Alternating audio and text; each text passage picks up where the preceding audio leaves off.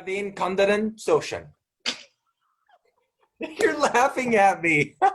എല്ലാവരെയും കണ്ടതിൽ എല്ലാവരെയും എല്ലാവരെയും കണ്ടതിൽ സന്തോഷം. And what was the middle part? കണ്ടതിൽ കണ്ടതിൽ. എല്ലാവരെയും കണ്ടതിൽ സന്തോഷം. സന്തോഷം. Eladin Kandandadil Kantosham. Oh God. Mohanlal Mammootty. What does this sound to you like? Mama D. Mohamlam Mama D. It sounds like an actor. That sounds like an actor. You got that right. Wonderful. Not offending the actresses today. Good job. Hey, I'm Zach King, and you're watching 96.7 FM with Dona. There are so many viral content creators, like overnight viral videos ഉണ്ടാക്കി famous ആയിട്ടുള്ള ഒത്തിരി digital content creators നെ നമുക്കറിയാം. പക്ഷേ if you see consistent ആയിട്ട് ഒരു 2008 തൊട്ട് അതായത് യൂട്യൂബ്, അത് കഴിഞ്ഞ് പിന്നെ വൈൻ, അത് കഴിഞ്ഞ് പിന്നെ ടിക്ടോക്ക്, ഇൻസ്റ്റഗ്രാം, ഈ പറയുന്ന ഡിജിറ്റൽ പ്ലാറ്റ്ഫോംസിൽ എല്ലാം എപ്പോഴും അതായത് ഈ വ്യക്തി ഉണ്ടാക്കുന്ന വീഡിയോസ് regularly viral ആന്ന് പറയുന്നത് കഴിഞ്ഞാൽ that's a magic in there. And പുള്ളിക്കാരന്റെ വീഡിയോസ് കാണുമ്പോൾ a lot of them have said okay probably he might be a magician. പക്ഷെ കുറച്ചൊക്കെ കഴിഞ്ഞു കഴിഞ്ഞാലാണ് we figure out that he's got some magic in editing. And me personally പലതവണയും I think I would have contributed to majority of his views on YouTube and Instagram because I keep watching the videos again and again to see where exactly that edit is, where that splice is. So I am so honored and so excited to bring to you in my show Zoom In with Dona the American internet personality, content creator, filmmaker, Zach King. Oh, I'm late to dinner.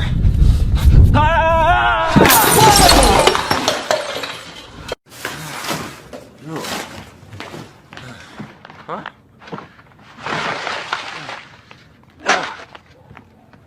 Come on.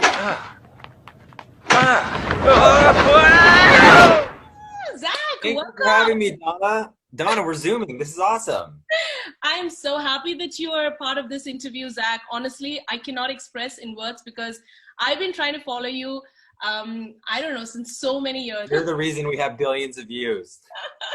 How are you, Zach? How's everything going? I'm good. Yeah, we finally figured out how to start, making the videos. You noticed for a while it was like me at home with my family making the videos where like I had my kids in a couple of the concepts just because I was like, man, what do I do? But some fun stories have, in terms of the creative content come out of this time. It's allowed me to explore more dad themes, figuring out like concepts with kids and some fun parenting ideas.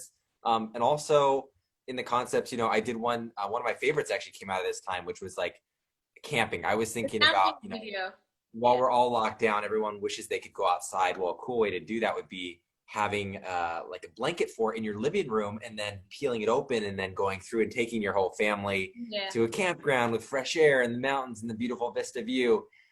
And so, that's like a result of a concept that has come out of this time just from ideating on the same thing every day. Like, what do we do inside? That's so cool. I've been doing such a great job in adding magic in everybody's life. I mean, I know that your target audience is like, say, from 12 onwards. And just so nice to see that your content is G-rated so that everyone can view your content without parents saying. Yeah, that's been a goal because it's a challenge with all the media that's on the digital landscape. It's hard to find. Even as a parent, I have 2 kids under 3 years old, and they do go on YouTube, and I am nervous about what's being suggested, so I'm constantly sitting with them, monitoring like what they're watching. Because you don't know, and so that's a goal when we were creating it, is so that both kids and families can watch it. And I love what Pixar does. They do a really good job with that, because when I take my kids, I took my son to his first it was Frozen 2 in theaters, and I remember it's amazing because it's for kids, but it's also like Disney did that one, but they did a great job, and adults still love those films. So that's the world we want to end up in. Zach King എന്ന് പറയുന്ന ഈ ഒരു വ്യക്തി, അദ്ദേഹം film സ്കൂളിൽ പോകാനായിട്ട് എല്ലാം ശ്രമിച്ചു, പക്ഷെ first trial he didn't get through. ആ ഒരു റിജക്ഷൻ ഫേസിലാണ് സാക്കിന്റെ ലൈഫ് ശരിക്കും പറയുന്ന 360-degree ചേഞ്ച് വന്നത്. When I started YouTube, I was originally teaching people how to do filmmaking. I was, I didn't come down to Biola to start a YouTube channel, but that's what I ended up doing. And I was doing it because I didn't get in the film program, like I heard you just say. And so out of that, I just was showing what I was learning because I was reading a ton of textbooks. I was watching a lot of DVDs. At the time, you kind of had to buy courses. There wasn't everything readily available on YouTube like there is now, or even on other places on the internet. And I was just watching, and I wanted a place to kind of, you know, they always say that the teacher becomes the master because that's the last stage of relearning something is once you've taught it. So I wanted to regurgitate it for myself. And the way I did it was also to share that. I didn't want it just for me. I wanted to put it out somewhere. YouTube is the one that stuck around. Like it garnered a lot of traction. I mean, a lot of the traction at the time was like I had 30 or 40,000 followers, which is a lot. Like if you're a content creator today, like don't get me wrong, that's still a good amount of following in just a year or two.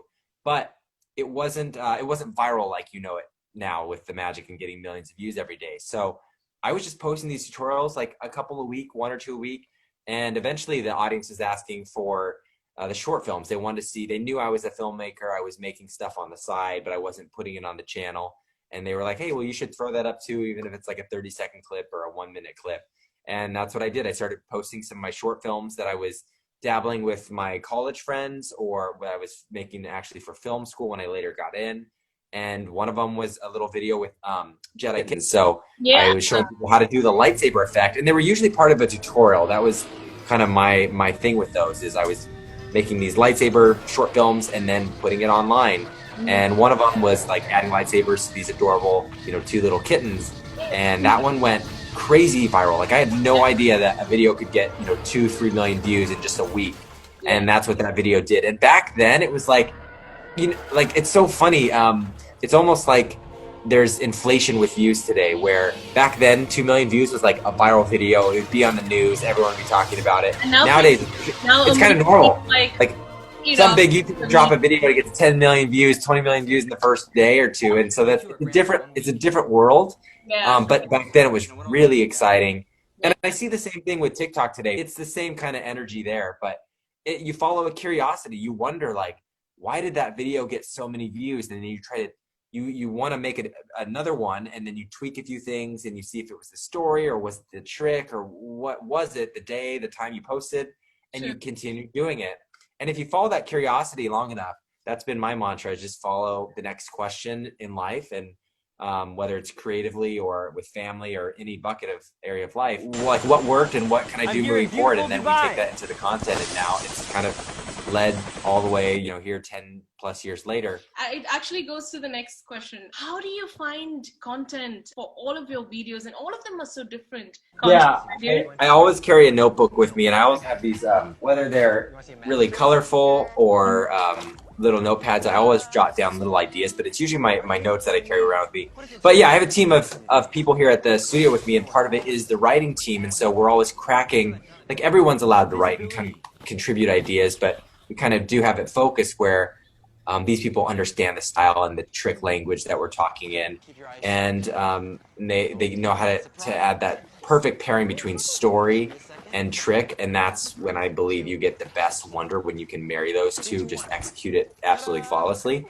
But the story ideas come from everyday life, kind of like you mentioned with being at home for the last couple months. You know, then I'm resonating in and thinking in and marinating in those ideas of like, okay, well, what I wish I could do right now that I can't, and how would I do that if I had magic, or if my kids had magic, or if there was a portal that could get us somewhere, where would we go?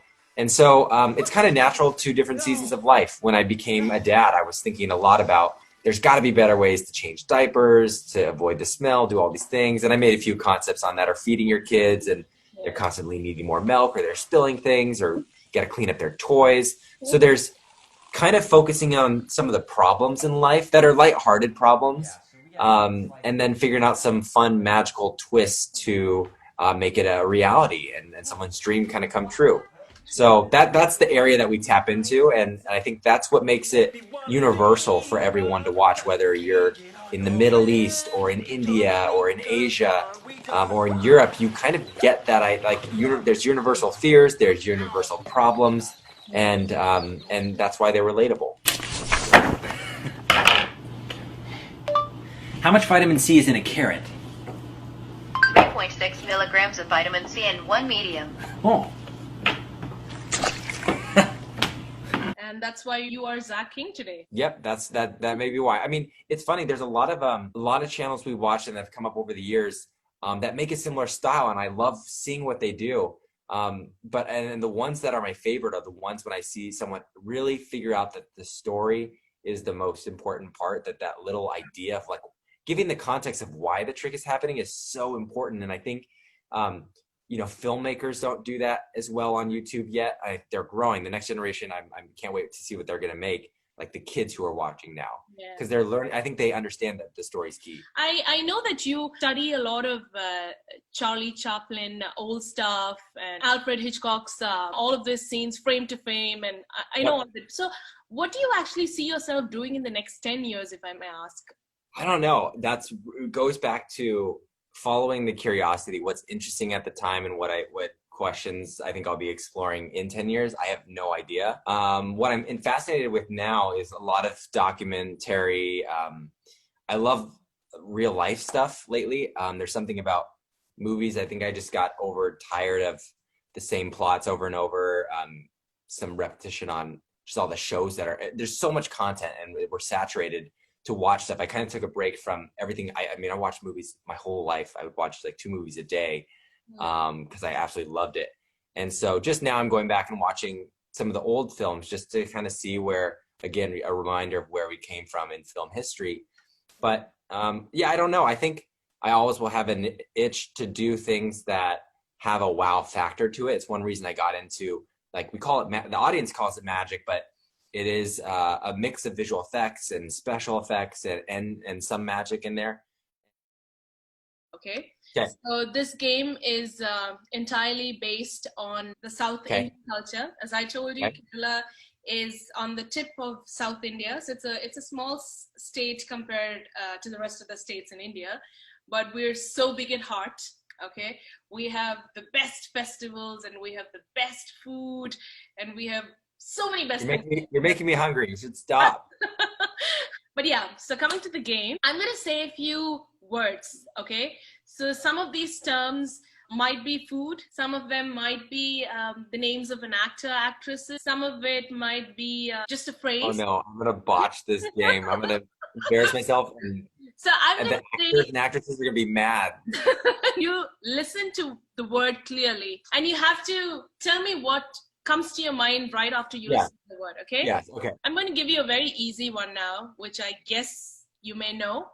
It's called masala dosa. Masala dosa. Is that a festival? So what are my categories here? It's not a festival. I know that. You're based on your reaction. No, not a festival. It could be food or an actor, an actress, and that's it.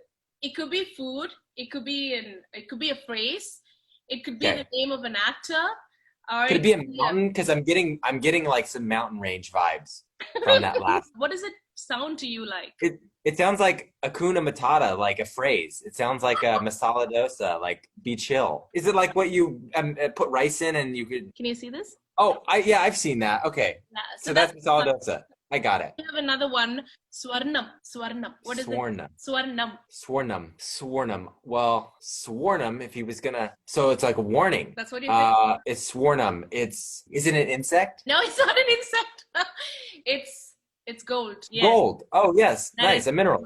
Yeah, an element. Exactly. Yes. I'm going to go into the last phase of this interview. Very quick, the best few. First question, if you can't sleep in the middle of the night, what do you do? Last night, I'll get up and I'll just write for a little bit. I'll read a book. The one thing I will never do is go on my phone unless I'm up because I need to be checking something, but I will never go on the phone or a computer at night. So if it's after like 11, I'm already putting my phones down. Like last night, I actually woke up like 2 a.m. and I just couldn't sleep. So I went and then I ended up reading a National Geographic, like a book I had just gotten that has pictures that were, it's called Simply Beautiful, and just reading about light and composition. And then, I love the topic of light and composition, but not at 2 a.m. So it put me down within 20 minutes. And that's the hack. I think it really works too. Like reading something calming is perfect. Your current favorite TV show? Oh, my current favorite. I mean, right now I'm going through The Last Dance, which is on Netflix. It's a documentary about Michael Jordan and the whole Bulls team and how they finished the season. No spoilers because I don't know anything about sports. I'm on the last episode, and I'm assuming they win, but I actually don't know. Yeah. 3 words to describe yourself, Zach. I'll use words that I think my wife would describe me by. Loud. She hates when I pick my fingers. So she'll just grab my hand and hold it. I think she would say eclectic. Okay. Based on even things that are in my office. It's kind of a random collection of things. And the other one is probably hoarder. A lot of people on my team would call me a hoarder. And my parents are hoarders, so I'm probably a hoarder. You got that from them. All right. Yeah. 3 things you must do every single day, no matter what happens in the world. Read the Bible. This is my first thing in the morning. I have to journal, writing ideas, doing something outside in the yard and getting creative with whether it's building a blanket fort in the lawn or whatever it could be. One person's asked me to ask you, how do you make money? For me, it's figuring out the main business models, which are sponsorships and doing product integrations with brands that I really believe in, where in the beginning it was like, well, yeah, this brand's offering a paycheck and that pays for me and my team. Like I'm going to continue to do those. But over the years, you get really picky. And luckily we have that opportunity because we're a little larger now, where I get to work with Lego and I get to work with these amazing brands like Hasbro, the toy company, just because it allows creativity. Again, I think like Hasbro, they have Play-Doh. And I think, in general, play is really good. Working with brands that align with me personally and what I love to do and how I live my life, that's been more fun over the last couple of years. We've gotten to be pickier with those, but that's the main source of revenue. And then there's some on YouTube, ad rev. That's never been, I don't think for any YouTubers, unless they're the top YouTubers, not the main income. Yeah. And then other, random things that we do is like I wrote a book. It's a book for middle schoolers. So some things that people don't know about you, Zach. Things people don't know is that I'm really into RC airplanes. I think I barely posted about it. I even have this is an example of one. I just got in a crash. I got so into RC airplanes. So I ended up getting my pilot's license up in Oregon where I grew up. But I think that's something people don't know. They also probably don't know that I dive a good amount during the winter here in California because that's the season for lobster diving. So me and my buddy, we go dive at night and you take a little flashlight and you're swimming around the seaweed and then you see everything you point your flashlight in at night underwater to is really scary. Every shadow like a tiny little minnow fish becomes like a shark against the rock. And you're like, and just that's very interesting though. Okay, so the last question: what's funniest way you've been injured? Oh, on set or just? All my injuries have probably come from on set. The funniest one, which actually isn't funny, is I got really into beekeeping, and I got into beekeeping because in front of the studio when we moved in, there was a tree trunk that had all these bees. And I looked it up. I picked up a dead bee and I was Googling what kind of bee it was. And it was a honeybee. And I was like, oh, that means there's honey. I can get the honey. And so I became a beekeeper that day. And I went out and tried to get the honey. And I had a suit too. I Googled everything what to do.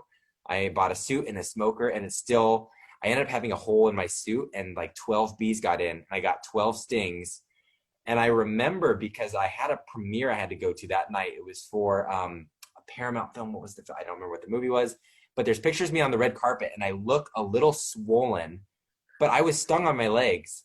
And I remember I left the premiere early. I had to throw up, and vomiting is it's a repercussion of getting too many bee stings. So I ended up going to the hospital that night in the ER because I had 12 stings, and that actually made me allergic to bee stings. So now I have when I get stung by a bee, I carry an EpiPen because apparently you can get more allergic as you get more stings. So that's the worst, but it's not, I don't know if that's funny. No, it's not funny. It's scary.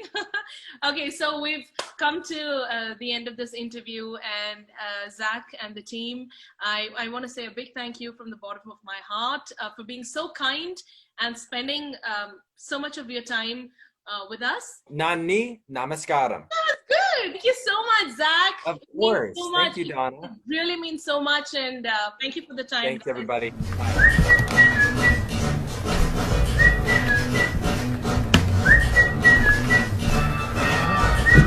Yeah, just send me that email. I'm just gonna step in. Oh, are you kidding me? Sorry. It says wet paint. Hit 96.7 FM.